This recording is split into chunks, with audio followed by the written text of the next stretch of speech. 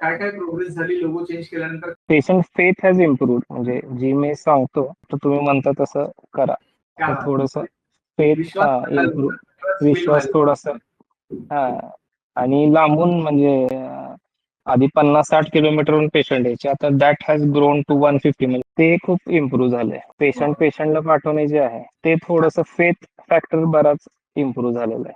छान प्रोग्रेस झालेत. एक म्हणजे पेशंट फ्लो जो आहे दॅट हॅज इम्प्रूव्ड. म्हणजे आधी काय असायचं, पेशंट होते बरेच, सोमवारी खूप हाय काउंट असायचा, मंगळवारी डाऊन व्हायचा, दॅट स्टेबिलिटी केम. म्हणजे जे काही क्रिटिकल खूप केसेस येत होते त्यात एनर्जी आणि वेळ खूप जायचा, पण financially they is to be not be that beneficial, that improved.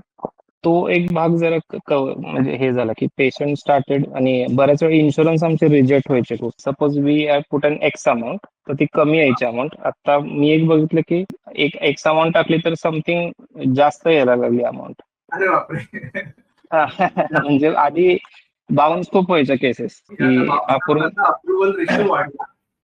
Approval ratio वाढला, आणि तुम्ही 10 रुपयासाठी टाकलं असेल तर तिथून 14 रुपये 12 रुपये यायला लागले. म्हणजे दॅट वॉज द म्हणजे बऱ्याच वेळा असं वाटतं की ह्या केसला एवढी याची गरज नव्हती, पण तसं व्हायला लागलं. टीम कशी चालली? थोडेफार जुने काही होते आमच्यातले ते they left out, but I think team तर स्टेबलाइज झाली आहे. सिस्टम स्टेबल आहे बऱ्यापैकी, म्हणजे इन आउट बरंच चालू होतं. लोगो बदलल्यानंतर थोड्याशा टीम थोडी मागे पुढे होते, हे आम्हाला अंदाज आहे, पण त्यानंतर कसे राहणार आता प्रॉब्लेम नाही. रिस्ट वॉचचं तर हे चेंज केले मी. I am wearing the wrist watch and I am happy with it. नुसतंच रिस्ट वॉच नाही, इव्हन आम्ही जे क्लॉक्स बदललेत, सगळे घरातले क्लॉक्स बदललेत, हॉस्पिटलचे क्लॉक्स बदललेत, डेफिनेटली म्हणजे त्यांनी फायदा झाला. म्हणजे इव्हन माझ्या मिसेसचं जे गायनॅक प्रॅक्टिस आहे तिथं त्यांनी थोडस IVF बेस्ड दिलं होतं, तर हर पेशंट्स आणि त्यांचे cream layer of patients has increase.